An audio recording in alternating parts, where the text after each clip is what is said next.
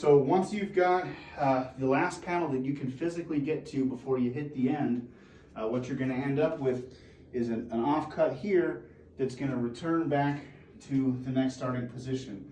One thing to keep an eye out for, especially on repeated patterns, is the pattern repeats itself consistently, meaning try to avoid a grout line like this on the next panel right above it. Ideally, if you measure properly, you can get this grout line to continue a step and repeat pattern, but you're not always guaranteed to get that out of your last cut. So there is a little bit of shaving to do towards the end. So what we do on this last cut is we'll measure from the wall to the inner point here. Now, because this polyurethane isn't always, it doesn't always set in the mold correctly, these two numbers may vary a little bit, but usually they don't vary by much more than 1/8 of an inch. So here we have 21 minus a 16th, down here 21 plus a 16th. So as you can see, the wall is either not perfectly plumb or the material didn't come perfectly true from the mold. So that's not a problem. What we do is we get our baseline, which in this case is an average of 21.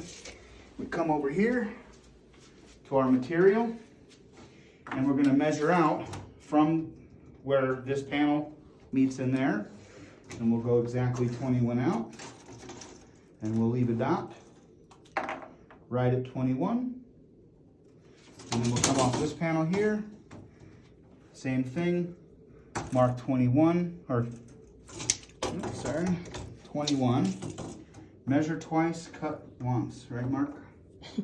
21. Thanks for that. I'm going to draw a nice line.